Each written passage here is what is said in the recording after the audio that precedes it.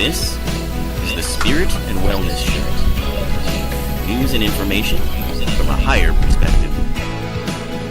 With your host, Harry Wilkinson. Yes, and welcome to the Spirit and Wellness Show. I am Harry Wilkinson, and this is the show where we take a look at the weeks and days, events, happenings in the world, politics, the economy, international news, everything that we hear about in the course of our week through our various forms of ever-increasing media. And we take a step back. We take a look at it from a higher perspective. We take a look at it from a spiritual perspective, if you will. Sometimes I refer to it as a metaphysical perspective. But you don't even need to use any of those terms because quite often those terms are loaded and bring to mind things that really are not what I'm talking about when I use those terms. So what I mean is your ability to rise above situations, stories, particularly news stories that we hear in the news that often seem quite troubling, and to be able to look at it from a different perspective. From the perspective of non-judgment, I guess that's a Buddhist term you might use. Mindfulness is another term that's very popular these days. It's the idea that what we are experiencing can be experienced in a variety of different ways. There isn't a bad or good until we tell ourselves a story about a situation. Now, my approach is a metaphysical approach, but you don't need to have that belief system for this to work. But my contention is, and many metaphysicians and other spiritual types believe similarly, that what we see in the world is a creation of our own. It isn't in and of itself real. It's illusory. It's a creation of our own. And it's also a creation of our higher selves. We create these virtual realities, if you will, in order to have certain experiences. And we have these certain experiences because at the highest level of our being, the truth of who and what we really are, we don't have these experiences. We can't experience feeling confused or weak or tired or scared because we are none of these things in actuality. But we can create a virtual scenario in which these kinds of things have a certain reality, a certain real sense. And we create them with precision, with detail, so that it seems very real when you're in the midst of it. But there's always a reflective part of the self that knows and is aware that this is not the truth of you, that this is a virtual reality. And to the degree that you are aware of that reflective awareness is the degree to which you can sort of recognize what's really going on, that you're creating it all as part of divine mind. In a nutshell, that's what I'm talking about.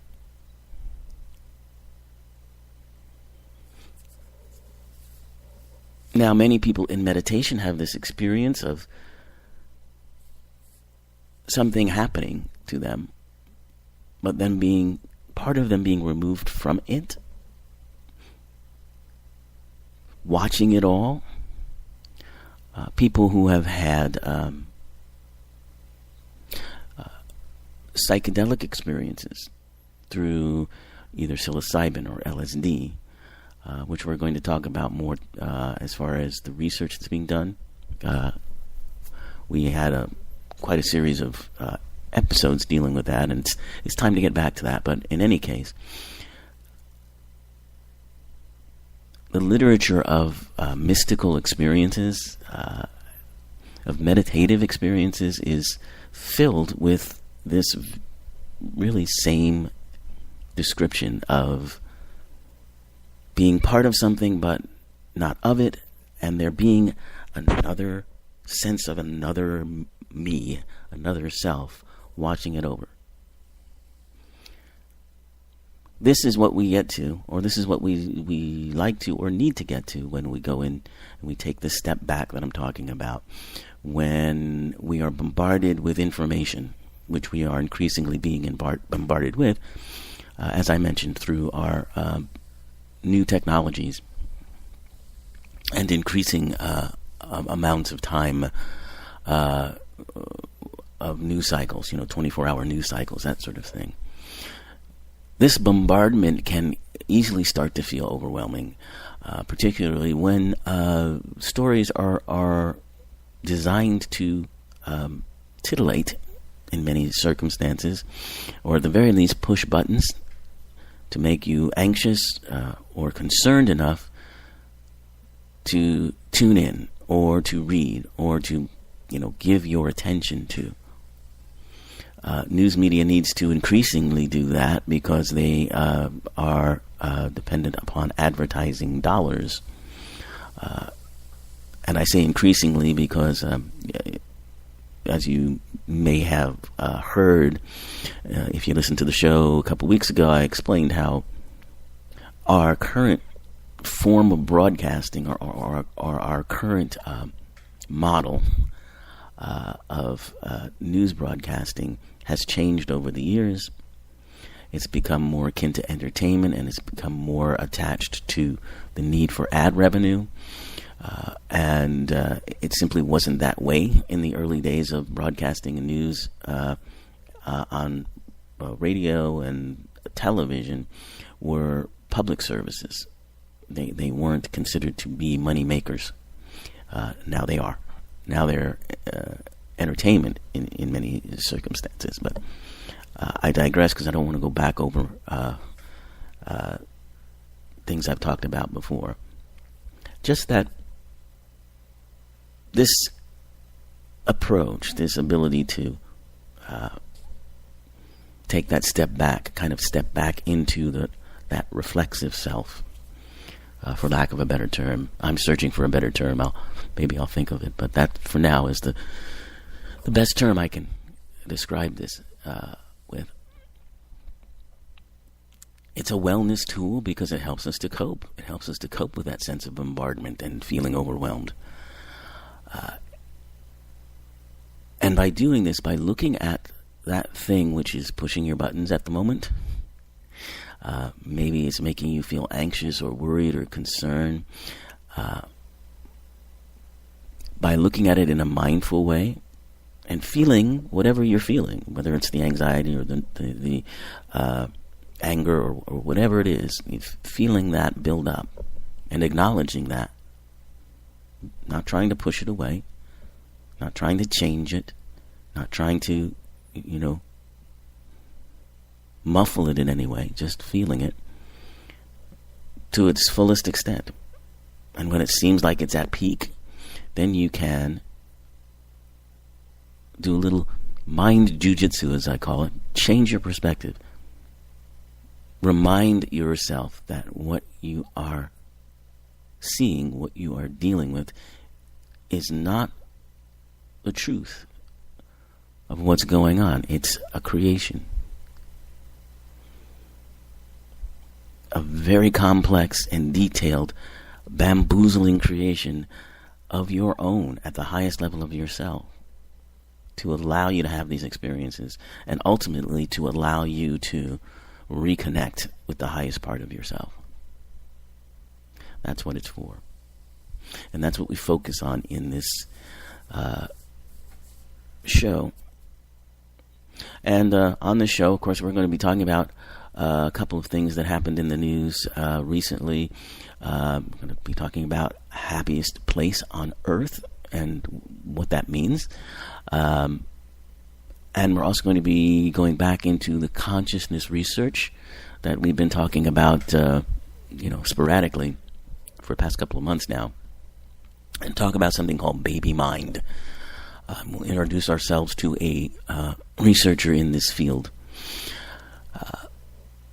But first, on the show last week, I mentioned what has been one of the big news stories of the past cycle, of course, is the report by Robert Mueller about the investigation of our president and his Russian ties and so on and so forth. And I mentioned that because at the time that I was speaking, there had not been Attorney General Bob Barr's summary of the report. That had not come out yet, and everybody was wondering what was going to be in it. And I mentioned that whatever was in that report will be seen by different perspectives as its validation of its own perspective. And I used it as an example of how we create our reality. And boom, there it is. There were people who were expecting the Mueller report to completely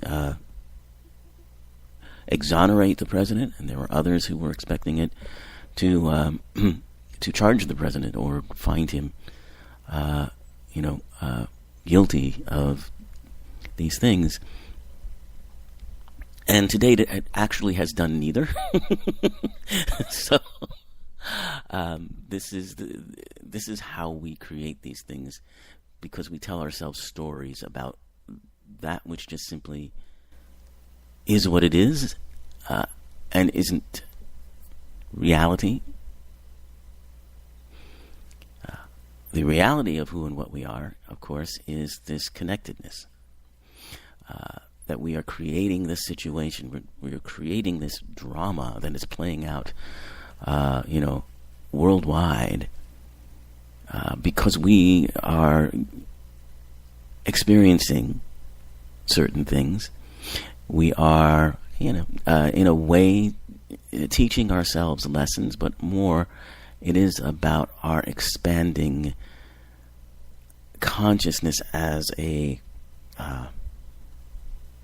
whole, as human beings. And it simply is part of our evolution.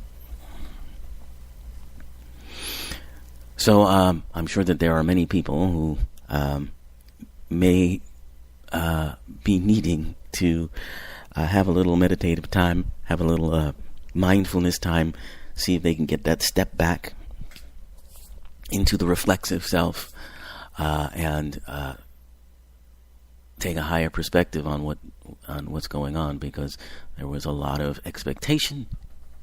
There's a lot of disappointment from some on either side of the issue. There was a lot put on this one aspect of a very complicated story. And it's interesting, I think it has a parallel to what we expect of our tools, particularly science. I think it has a parallel with that. This Mueller report is a legal document. So it is prescribed by narrowly defined rules that are the law of the land. And anything that does not meet those rules can't be used or can't be defined in any sense of the term. So, just to reiterate a little bit, what Mr. Mueller found was simply what he looked